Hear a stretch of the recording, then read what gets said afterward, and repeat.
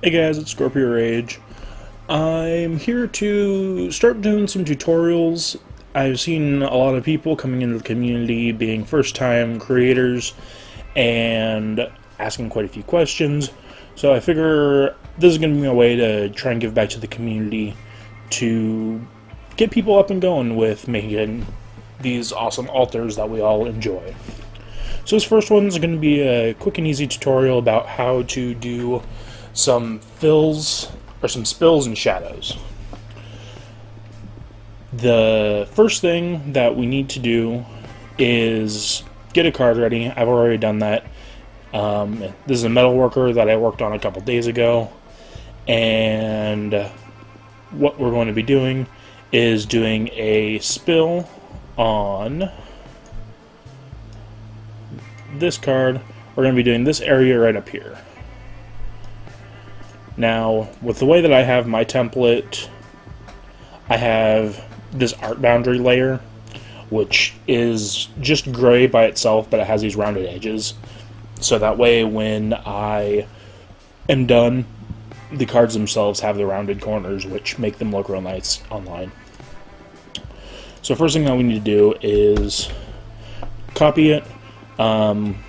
Can do this a couple ways. Easiest way is Control or Command J, depending on if you are on a PC or Mac. That'll create a copy of the layer right above it. You can also go down here, click, and just hit Duplicate Layer. It brings this up. You hit OK, it does it. Once we have our second layer, we bring it all the way to the top, above all of our text and everything else. And what I like to do is I like to decrease the opacity down to 85% so I can see exactly where I'm going to need to select with the lasso tool for the fill. And that's what we're going to do. Going to come over here. I use the polyagonal lasso tool instead of the normal lasso tool. I got really used to using the GIMP lasso tool because I was using GIMP for probably a year, maybe 2 years before I moved over to Photoshop and haven't looked back. But the lasso tool in GIMP works a lot more like the polyagonal lasso tool than the normal one, so that's what I just use. So before, I used to come over here and I used to go along and follow what I wanted to spill just real close, and for simple images it works pretty well. It's time consuming, and there's a better way to do it, which is what I'm going to show you now. The way to do it is you come over here and you just roughly select out what you want your spill to be. And I learned this from a guy who's been doing Photoshop for like 10 years. I was streaming my work process one day and he came along. He's just like, hey, there's a really easy way to do that. And I'm just like, oh really? And he showed me this, and it's actually really awesome. So once you have your rough selection, you just go right click and you hit Refine Edge. I use the overlay so that way you can see both of you can see the whole image and see exactly what's selected, whereas if you do on black you're only going to see what you selected, which isn't ideal for what we're doing.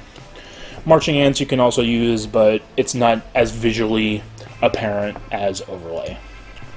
You don't want to mess with any of these, just leave everything as 0. Just click on your image, and I'm going to zoom in a little bit. We have our brush here, and how big it is really just going to depend on the area that you're working on. Like, I'm just going to set it to 12. And what you're going to do is you're going to go around the edge of the selection, and what it's going to do is it's going to detect what was extra and what's actually part of. It'll basically detect the lines and it'll suck in where the lines are. This won't do it perfectly. Like you're going to see some of this haziness up here. There's nothing you can really do about it. It's just the algorithm that Photoshop uses to determine what you actually are trying to accomplish with the Refine Edge tool. We're going to clean that up in a second step. But after we get that down, it's actually looking pretty good. So we hit OK, it'll show you your marching ant selection, and then gonna come over here, increase our opacity, and there's a button right down here, and it's an add layer mask. It's the little circle hole, or what, the rectangle around it. And selecting that, what it does is everything that we selected, everything that we hadn't selected, it makes transparent, and everything that we did have selected is visible. Now, you see how this is kind of dirty. That's where the gray is that we couldn't really do anything about. So what we do to fix that is we go to our brush tool. I hit B, you can come over here and click it. And making sure that the active layer is the layer mask, and making sure that we have black as our color, we can start coming over here and erasing, not actually erasing, but making the grayness, not grayness, but the dirtiness transparent. Now there's a couple advantages to doing this over doing the select tool and then just erasing it, which is what I had done for a long time. And it's for things like this. If I was doing the erasing tool before, all I would have is the undo ability. But say I did that, I didn't notice that I had cut into the image, and I just keep going along, and then I finally get done and I realize, oh hey, I chopped some of that off. So instead of having to go back and undo everything that I had done to get to that point, instead what you can do is switch your brush color to white, come back over here, and it will opacitize the image. So switch back to back, make this a little bit smaller, come over here and get all this out here, get it over here, and there we pretty much have our spill.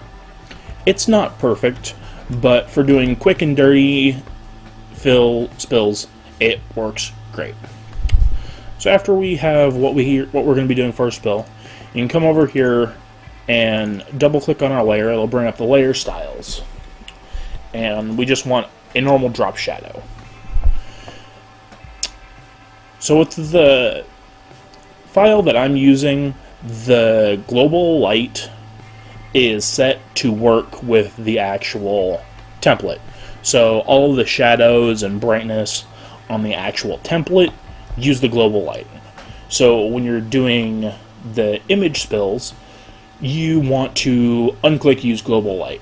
This is especially true if you're going to be doing a image that has multiple light sources, because if you have spills on the top and bottom, you're going to want them to have different drop shadows, because otherwise it's not going to look right with the light sources that are on the image. So with the use global light unchecked, we are going to angle this. We see how there's light right here on the image, which means any shadow is going to be going in this direction. So we set our angle to that accordingly. I usually increase the distance to anywhere between 7 and 9, with 8 being a pretty good spot. We use size to make it to where it looks like it's actually hanging off a little bit instead of being super opaque and hard. It softens it up a lot. And then we bring our opacity down to anywhere between 50 and 60, all depending. So now, as you can see here, we have a little bit of a spot over here that is pretty apparent that it's a shadow produced that isn't actually hanging over the image and is just an overlay. The way that I usually will fix this, and the easiest way that I found, is rasterizing the layer and then either creating another layer mask and doing what we did before with the brush and lightening it up that way, or just straight up going out and erasing it. Another way that you can do it is to, if I can get it, Where? Add layer mask, rasterize layer, drop shadow. Alright, there we go. Is to actually go into the drop shadow effects and then come over here and actually tinker with the distance and size. The one thing that will be very apparent is if you increase the size of the shadow, you'll get a bleed line because the image that you have is actually smaller than the drop shadow that you're producing, or you don't want it. So you get this discoloration, and that's really noticeable, and that's when you really want to go in with the rasterize and fix that by just erasing it. But this actually looks nice, and we are pretty much done. If this was helpful to you at all, make sure you like the video. If it's not, give me some feedback on what could be more useful for you guys. But I hope it helps some of the newer people that are out there. Alright, I'll see you guys later.